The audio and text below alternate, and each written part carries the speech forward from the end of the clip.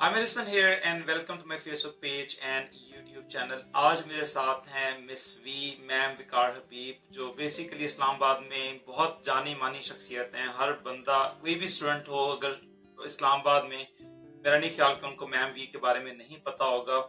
मैंने जब beacon house join किया 2016 के अंदर तो बहुत ज़्यादा मुझे पता था कि मैम वी जो है उनकी पर्सनैलिटी का पर्सोना और उसकी वजह ये है कि मैम विकार बच्चों का बहुत ज्यादा ख्याल रखती हैं, चाहे उनको फाइनेंसिस का इशू हो। फॉर एग्जांपल अगर उनके उनसे फी मैनेज नहीं हो रही तो वो लाजमी फेसबुक पे एक पोस्ट करेंगी और बताएंगी कि किसी बच्चे को फी का इशू है, तो ऑब्वियसली एक किस्म की लोगों से हेल्प आउट सीख करके उसकी फी का अरेंजमेंट करेंगी। उसके अलावा किसी को कैरियर में काउंसलिंग चाहिए हो तो उससे रिलेटेड किसी भी बच्चे को किसी भी टाइम पे हेल्प हो, she is always there. Even as a teacher अगर मुझे किसी किस्म की सपोर्ट की जरूरत है तो ma'am V is always there. तो मतलब कोई ऐसा मुझे नहीं लगा during my term and like during my job in Beacon House कि मैम वी ने किसी तरीके से सपोर्ट ना किया। वो हर लिहाज से बच्चों को, टीचर्स को, हर कम्युनिटी के जितने भी मेंबर्स हैं उनको सपोर्ट करती हैं। उसके अलावा currently she is working as a director, principal of the school, आप ऑनर भी कह सकते हैं। इसके अलावा कैरियर काउंसलिंग से रिलेटेड काफी ज्यादा इनकी खिदमत है और रिसेंटली इन्होंने एक बहुत ही अच्छा काम शुरू किया और वो है बेसिकली मैच मेकिंग से रिलेटेड। मैम वी का अपना एक फेसबुक का एक फ्री पेज भी है जिसमें obviously she helps a lot in basically match making. और अभी रिसेंटली इन्होंने एक ऐप भी शुरू की। तो आज मैम वी से पूछते हैं इनका सफर। मैम विकार, क्या हाल है आपका? अपने बारे में थोड़ा सा व्यूवर्स को भी बता दें, थोड़ा सा इंट्रोडक्शन। मैंने कोशिश की है कि थोड़ा सा ब्रीफ इंट्रोडक्शन करवा दूं। आपने काफी ज्यादा ऑलरेडी कम्युनिटी को सर्व किया है, लेकिन थोड़ा सा आप अपने बारे में बताएं, फिर हम उस ऐप के ऊपर आते हैं। Assalamu alaikum. Thank you so much, Amir, for calling me on the show. Basically, I'm an educationist, housewife thi, and then educationist ban gaye. I think one of the main things jo is part of my personality, I think, and which is the most important aspect of any person, jo ki hona chahiye, wo empathy hai. I think जी। अगर empathy इंसान में है, वो खुद ही बखुद ही he wants to help everyone. मेरा यही था कि जब मैंने बीकन हाउस ज्वाइन किया, मुझे बहुत ज़्यादा था कि मैं बच्चों की जितनी हेल्प कर सकूँ। It's not only related to finances, लेकिन बहुत सारे बच्चे specially in the teenage 17-18 year olds भी they have a lot of psychological issues, a lot of problems with their parents. और एज पेरेंट्स शायद वो समझ नहीं सकते, तो आई थिंक मैं उनके लिए I always been that mother figure for them and I always love doing that. Besides that, बहुत ज़्यादा काम किया फ्लड्स में भी. Anyone who's reached out to me, I always try to help them जितनी मेरी कैपेसिटी थी. जो मुझे लगता था मैं कर सकती हूँ, मैंने ज़रूर किया है. फिर मैं आई इस पे मैच मेकिंग पे. मुझे किसी बीकनाइट ने कहा कि आप ये क्यों नहीं हेल्प आउट करती, तो वो 4 साल पहले ये सफ़र शुरू हुआ था. सदका जारिया था, अभी भी वो चल रहा है. अल्हम्दुलिल्लाह 400 से ज़्यादा रिश्ते हो चुके हैं. सक्सेस रेट बहुत अच्छा है उस पे. लेकिन उसके साथ-साथ फिर अब जो है हमने फाइनली डिसाइड किया कि हम एक प्रॉपर वेबसाइट खोलें by the name of Mishkat, जो हमने अभी रिसेंटली लॉन्च की. अभी it's free. Eventually, within a month, yeah, in 2 weeks, it'll be going for sub. We'll be starting subscription on it. उसके अलावा personalized packages भी है. तो ये दो साथ साथ चल रही चीज़ें. सही। Thank you so much. एक तो मेरे आज पॉडकास्ट में आने के लिए। और मैं बताता चलूं कि जब मैं बीकन हाउस में था तो बच्चे हर वक्त मैम वी के अराउंड होते थे और मुझे समझ नहीं आती थी क्यों थे, लेकिन over the period of time मुझे आइडिया हुआ कि जिस तरीके से ऑब्वियसली इस तरह मैम ने बताया कि जब आप टीनेजर होते हैं तो कई ऐसी बातें होती हैं जो अपने पेरेंट्स के साथ, अपने सिबलिंग्स के साथ आप नहीं कर सकते और आपको उस टाइम पे दो ही रास्ते हैं। एक ऐसा बंदा जो आपको सही रास्ते पे लगा सके वो मिल जाए और दूसरा ऐसा यार दोस्त या फ्रेंड जो आपको बुरे रास्ते पे गाइड कर सके या लेके जा सके। तो ऑब्वियसली मैम ने कम्युनिटी को सर्व इस तरीके से किया कि मतलब कोई भी बच्चा हो, सो कोई भी इशू हो, वो फौरन ही मैम वी के पास चला जाता है और अपना मसला जो है वो बताता है। और आई थिंक इस तरह की फिगर स्कूल में लाजमी होनी चाहिए क्योंकि कई ऐसी इश्यूज होते हैं बच्चों को, उनको समझ नहीं आता कि वो किसको बताएं। और इवन यूके में भी, यहाँ पर भी ऑब्वियसली थोड़ा सा कॉन्सेप्ट है लेकिन वो उतना ज्यादा नहीं है। लेकिन पाकिस्तान के कल्चर के अंदर, पाकिस्तान की सोसाइटी में अगर इस तरह का पर्सन इस तरीके से मैम वी ने काम किया है, ऑब्वियसली बच्चों को हेल्प उसमें चाहिए होती है।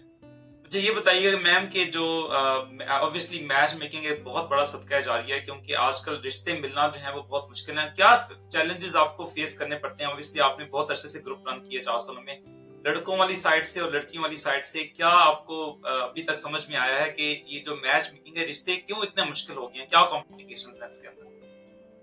तो बेसिकली जिस तरह जब मैं अपना डेटाबेस खोलती हूँ तो इतने ज़बरदस्त रिश्ते होते हैं कि मुझे समझ नहीं, और कुछ रिश्ते ऐसे होते हैं कि मैं फेसबुक पे डाल ही नहीं सकती क्योंकि मुझे पता है उसमें कम से कम ओवर 1000 रिस्पॉन्सेज आएगी, लेकिन वो सही। फिर भी कब आ रहे हैं। सो आई थिंक मसला ये, क्योंकि इतनी सारी ऐप्स शायद हो चुकी है तो हर बंदा ने हर ऐप ज्वाइन कर लिया है, एंड वो कहते हैं ना हीरे की तलाश में। तो आई थिंक हर बंदा जो हीरे की तलाश में है, नाजुक भी चाहिए, पतली भी चाहिए, खूबसूरत भी चाहिए, गोरी भी चाहिए, डॉक्टर भी चाहिए, you know you can't have everything. तो बेसिकली जो लड़कों को है ये इशू आ रहा है, लेकिन ये बात गलत होगी अगर मैं कुछ सिर्फ लड़कों को इशू है। लड़कियों, इवन गर्ल्स डिमांड्स, घर अपना होना चाहिए, एक सर्टेन सैलरी पैकेज होना चाहिए, एस्टैब्लिश होना चाहिए। अब एक 27 साल का लड़का कैसे एस्टैब्लिश्ड होगा? तो आई थिंक अगर थोड़ा-सा हम कॉम्प्रोमाइज़ करें, या नॉट इवन कॉम्प्रोमाइज़, अगर हम थोड़ा-सा रियलिस्टिक हो, ट्रस्ट मी, रिश्ते इतने मुश्किल नहीं होएंगे। And one of the main things जो प्रॉब्लमैटिक है, इट्स द हाइट। अगर लड़का 5'4" का है तो लड़की हैज़ टू बी 5'3", क्योंकि जो बच्चे होएंगे वो पेरेंट्स कहते हैं कि फिर वो बहुत ही छोटे होएंगे। सेम अगर लड़की 5 फीट है तो वो चाह रही है लड़का कम से कम 5'6" हो। तो इस तरह फिर ज़ाहिर बात है, इट्स नॉट इट्स बहुत मुश्किल काम है। मुझे लगता था बड़ा आसान है, और मैंने ये भी नोट किया जो लोग सीरियस होते हैं ना उनके विदिन मंथ हो जाते हैं, मतलब उनको पसंद आ जाते हैं। लेकिन जो लोग हीरे की तलाश में ना, ट्रस्ट मी, 2 इयर्स, मेरे पास कुछ लोग हैं जो 4 साल से हैं, ऑनेस्टली अगर आप उनका प्रोफाइल देखें आपके वॉव!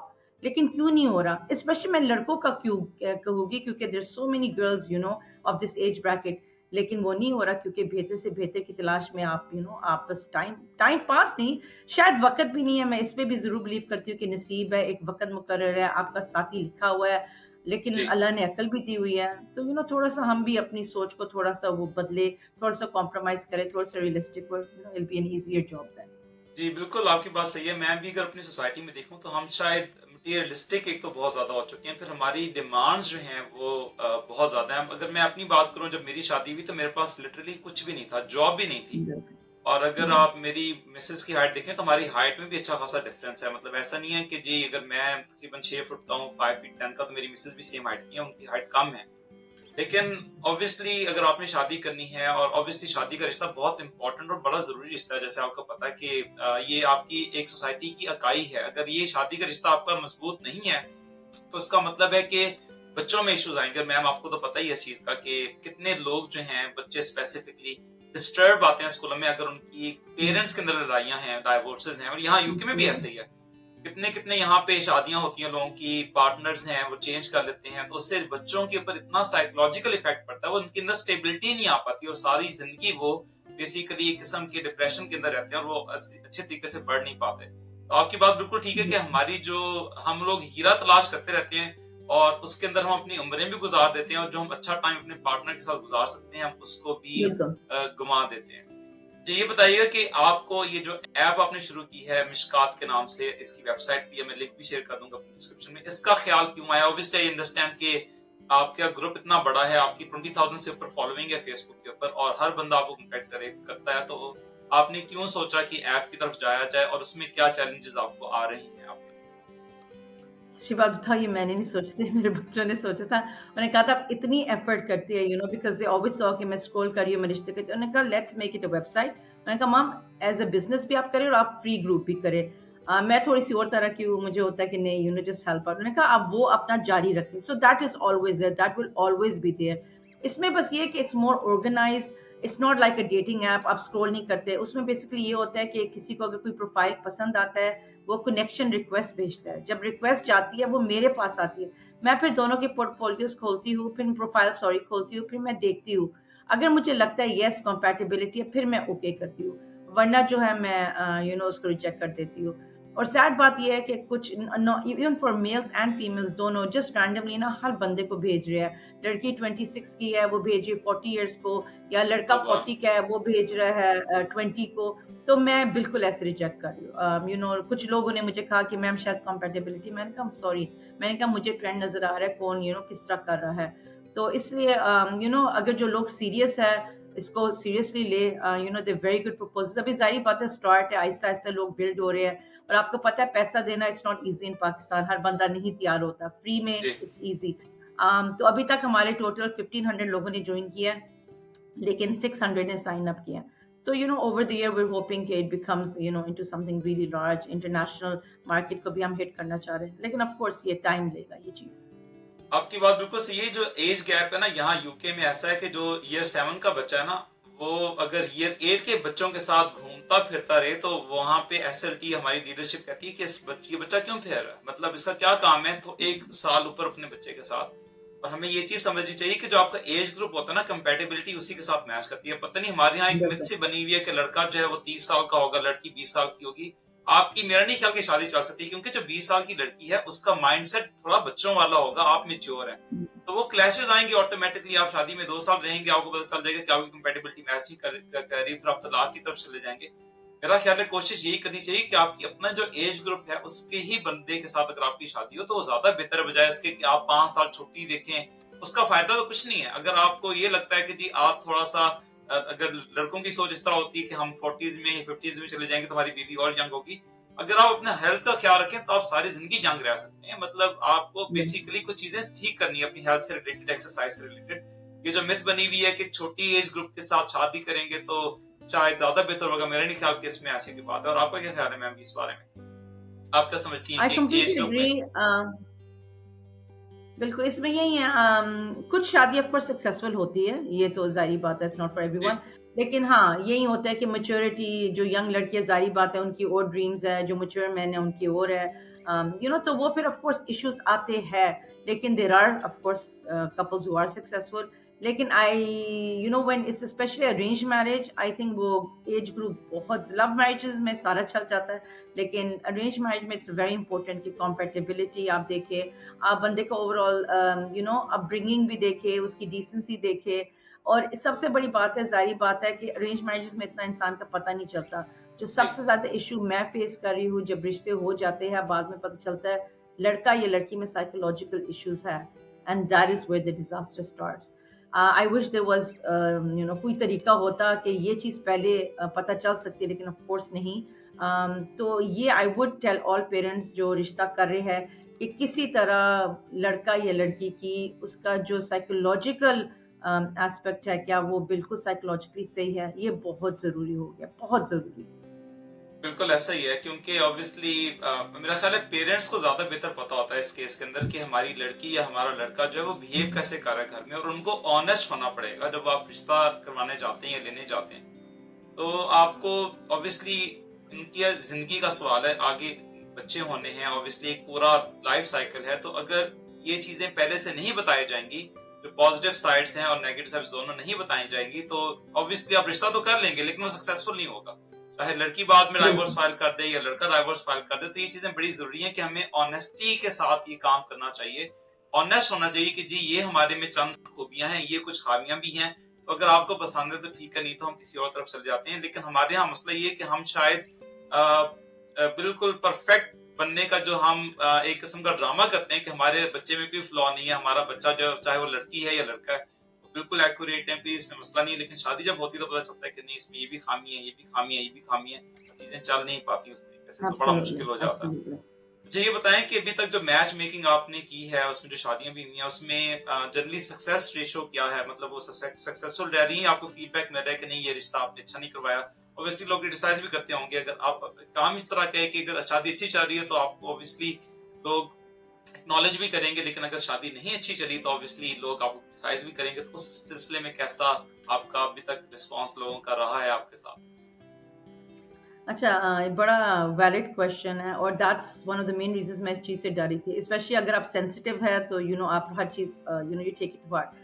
इसमें ये हुआ था डेफिनेटली, जहाँ पे सक्सेसफुल होती है वहाँ पे अनफॉर्चुनेटली होती है, अप्स एंड डाउन्स होते हैं। जी तो मुझे याद है जो सबसे पहले डाइवोर्स केस था, वो था एक यंग कपल था, एंड जो लड़का था he was completely psychologically not fit.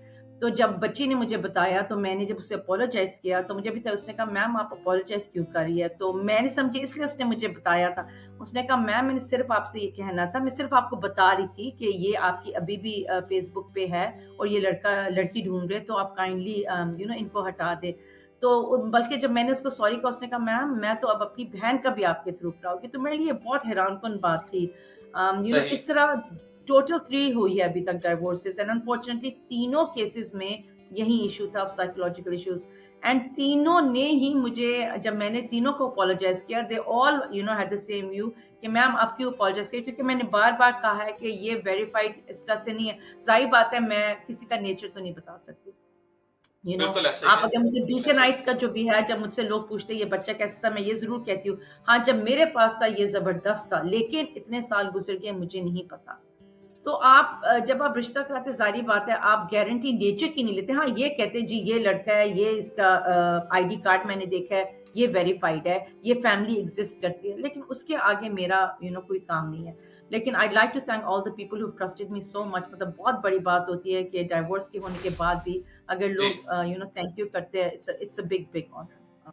Ji ma'am, ये आप बता रही थी कि फेलियर्स ऑब्वियसली होते हैं, that is part of the process, लेकिन ऑब्वियसली जो मैंने आपकी फेसबुक पोस्ट देखी हैं उसमें सक्सेस स्टोरीज बहुत ज्यादा हैं, और मैं ये जानना चाहूंगा कि आपकी नजर में जो अभी सक्सेस स्टोरीज घुसी हैं, जो मैच मेकिंग आपने की है, वो क्या है, वो थोड़ी सी ऑडियंस के साथ शेयर करें और उन्हें पता चले ताकि कि मैच मेकिंग का प्रोसेस समहाउ कितना अच्छा सक्सेसफुल भी हो सकता है और लोग कितने अच्छे से जिंदगी भी गुजार सकते हैं, इसके बारे में बताइएगा। अच्छा, तो बहुत सारी सक्सेस स्टोरीज़ है, लेकिन कुछ होती है जो they very close to heart. तो मेरी जो फेवरेट है ना, ऑलवेज टेल, ए नाम नहीं लूँगी, ए नाम उसको कहती हूँ। तो she was working in a very good post, Islamabad में थी, शी वाज़ 42 इयर्स। तो उसने एक दिन मुझे मैसेज किया कि मैंने आपका फेसबुक पोस्ट देखा है, तो I am 42 years old, I don't think I can have kids, so I am willing to marry person who has kids. तो अगर आपके पास कभी ऐसा कोई प्रोफाइल हो, आप बताइएगा। I think within week later मुझे किसी ने कहा कि इस तरह मैं I am getting married to someone. उसका एक दोस्त है, he is a Bengali, he is in America, उसके 5 बच्चे हैं, लेकिन ही इज़ डिवोर्स, तो he wants to get married to a Pakistani. तो शायद नसीब था, मुझे क्लिक किया, मैंने फ़ौरन ए को मैसेज किया, मैंने कहा इस तरह है, she goes send me the profile. मैंने उसको कहा, मैंने कहा if you don't mind, she goes absolutely not, she goes मैंने ही आपसे कहा था तो सेंड मी द प्रोफाइल। तो मैंने उनको प्रोफाइल भेजी, शी गोज़ लुक्स डिसेंट, तस्वीर भेजी, she liked the picture as well. फिर मैंने इसी तरह उनको भेजी, उनको भी अच्छा लगा। दे स्केड्यूल्ड अ वीडियो कॉल, पसंद आए। आई थिंक 1 महीना इनकी बातचीत हुई, उन्होंने वीज़ा लिया पाकिस्तान का, वो आए, दे मेट, दे क्लिक्ड।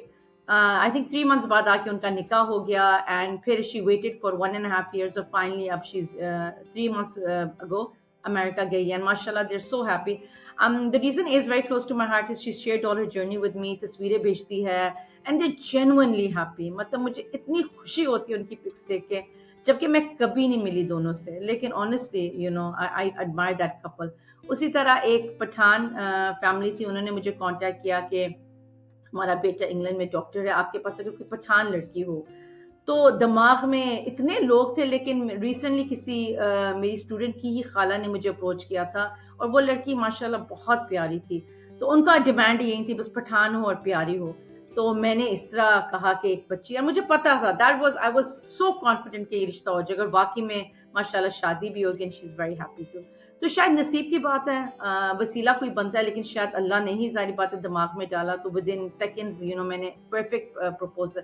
तो कभी-कभी मुझे ये भी लगता है जब लोग वाक़ई में सीरियस नीयत के साथ करते हैं, तो फिर जो मेरे रिश्ते, कुछ जो मैंने फर्स्ट रिश्ते भेजे वो हो गए। शायद नीयत भी थी, शायद होना भी था, आई डोंट नो, लेकिन हाँ, ऐसे रिश्ते हैं जो विदिन द फर्स्ट को जो तस्वीर, जो प्रोफाइल भेजा है वो रिश्ता हो गया। जी माशाल्लाह, बड़ी अच्छी बात है। देखिए अल्लाह ताला ही रिश्ते करवाता है, लेकिन वसीला बनते हैं लोग, और उनमें से आप एक बहुत बड़ा वसीला है, क्योंकि देखें कहाँ पे एक बंदा जो अमेरिका में है वो बंगाली है, जिसने पाकिस्तानी किसी लड़की के साथ उसकी हाँ, वजह से मुलाकात नहीं ट्रू, की, किस ट्रू, तरीके से आपके प्रोफाइल के थ्रू उनका रिश्ता हुआ, और अल्लाह करे उनका रिश्ता आगे चले, तो बेसिकली वसीला है आप हैं, आमीन, और अल्लाह आमीन। ताला आपको इसका अजर भी दे, क्योंकि ऑब्वियसली ये एक बहुत बड़ी जिम्मेदारी भी है, और आजकल ये बहुत बड़ा मसला भी है, बिल्कुल, लोगों को रिश्ते नहीं मिल रहे, बिल्कुल, उसकी कई वजूहात हैं। लेकिन ऑब्वियसली अगर आपके पास लोग आते हैं, ऑब्वियसली आपका ट्रस्ट है, माशरे के अंदर लोग आपको ऊपर ट्रस्ट करते हैं, अपनी प्रोफाइल पिक्चर्स वगैरह सारी चीजें शेयर करते हैं, और उसके बाद आप बिल्कुल। इसको एक अच्छे तरीके से निभा रही हैं, तो अल्लाह ताला आपको इसके अंदर बरकत भी दे, और अल्लाह ताला आपको इस काम के अंदर मजीद तरक्की भी दे के बेसिकली लोग जो हैं उनके घर जो है वो आबाद हों। तो जैसे हमने जिक्र किया कि आपका हाँ। जो फेसबुक का ग्रुप है ऑब्वियसली, और दूसरा वो फ्री सर्विसेज हैं, आपको किसी किस्म के पैसे आप उस पर चार्ज नहीं करती, जो आपका मिशकात ऐप है वो किस तरीके से काम करता है, और उसका जो फी है वो आपने कितनी रखी हुई है, उसके बारे में थोड़ा सा ऑडियंस को बता दें। सो Mishkat basically 2000 rupees per month है, और उसके बाद ये 6 मंथ्स का पैकेज 10,000 का है, ईयर का पैकेज 20,000 का है। ठीक और है। इसमें ये है कि आपको कनेक्शन रिक्वेस्ट मिलती है, आपको जो प्रोफाइल पसंद होता है आप उनको कनेक्शन रिक्वेस्ट भेजते हैं। लेकिन ज़ाहिर बात है वो लिमिटेड होता है, वरना तो ये कि आप एक दिन बैठ के आप सबको रिक्वेस्ट भेजते हैं, जो कि बहुत गलत बात है। तो इसमें ये कि लिमिटेड है, ज़ाहिर बात है, बिकॉज़ मैं इसको सोली ऑपरेट कर रही हूँ, जो रिक्वेस्ट है तो मेरे लिए भी वो पॉसिबल नहीं होगा। अभी तो ये है कि मैं विदिन एन आवर सारे जो रिक्वेस्ट आती है उनको कंपैटिबिलिटी देख के उनके ओके करती है, नो। फिर हमारा एक पर्सनलाइज पैकेज है, जो कि I only take 4 cases per month. इस महीने मैंने 5 लिए हैं। उसमें ये है कि 50,000 है और वो बंदे ने कुछ नहीं करना, and I will be the one who will be showing them proposals. Verified हो गए, दोनों पार्टी से बात होएगी, if they want me to be there in the first meeting में वो भी होगी। सो जितना मैं जो फैमिली कहेगी उस लिहाज से होगी। उसमें ये है कि ऐसे लोग हैं जिनसे ज़ाहिर बात है मेरी बातचीत चल रही है और मुझे डिसेंट लगते हैं। तो जिस तरह कुछ लोगों ने मुझे अप्रोच किया था, लेकिन I said no because I felt a bit uncomfortable. तो ऐसी फैमिलीज़ जो मुझे लगता है डिसेंट है, और ज़ाहिर बात है फिर मैं इधर-उधर से पता भी करा लेती हूँ। लेकिन इनमें से जो 3 केसेज़ अब मेरे अपने स्टूडेंट्स के हैं, तो I am comfortable with that. तो सही। I prefer to take cases जिनमें मुझे थोड़ा बहुत तो पता हो, क्योंकि ज़ाहिर बात है देखिए इसमें आप पैसा भी ले रहे हैं, and when you take money you want to give a service जो कि थोड़ा-सा जी। With honestly you work. अभी मैंने एक बल्कि स्टार्ट की थी कुछ अरसे पहले, उसमें 5,000 रुपीज़ थी, जो कि मैं लेती थी, एंड उनको फिर मैं रिश्ते दिखाती थी। उसमें ये था, वो अनफॉर्चुनेटली आई टूक टू मेनी केसेज़ और वो मेरे लिए पॉसिबल नहीं हुआ, तो फिर मैंने व्हाट्सएप ग्रुप बना दिया था, उनमें फिर मैं वेरिफाइड प्रपोज़ल्स डाल देती थी। सही। उसमें ऑफ कोर्स कुछ लोग अपसेट, उसके मैंने रिफंड कर दिए। इसमें ये बात याद रखिएगा, I am someone who would never keep someone's money if they are not happy. तो ये मैं एक चीज़ बहुत क्लियरली बताना चाहूँगी। तो उसमें मैंने बहुत सारे लोगों के मनी रिफंड भी किए, बल्कि एक रिश्ता अभी हुआ है उस ग्रुप में, मेरे थ्रू नहीं हुआ, तो उन्होंने मुझे बताया, तो मैंने बहुत मुबारकबाद दी। तो मैंने कहा प्लीज़ आप I want to refund your money. तो मुझे इतनी प्यारी उस लड़की की बहन थी, उसने कहा मैम ने ये जो 5,000 है, I want it to go from you to someone deserving. तो मुझे ये इतनी अच्छी उसकी बात लगी, मैंने उसी वक़्त, क्योंकि मेरे पास हर वक़्त केसेज़ हैं, मैंने उसी वक़्त वो ट्रांसफ़र किए किसी खातून को हू वाज़ इन नीड। तो ये ट्रस्ट जो है, तो दिस इज़ देयर कि I would never keep anyone's money, जिसका इसमें लोग नाराज़ भी होते हैं। जैसे एक खातून ने कहा कि आपने तो कोई रिश्ता नहीं दिखाया। मैंने उनसे कहा मैंने ग्रुप में डेली बेसिस पे नहीं, तो मैं हर वक़्त अच्छे प्रपोज़ल डाल रही हूँ, तो आपने सिर्फ़ मुझे बताना है आपको कौन-सा पसंद है। जी।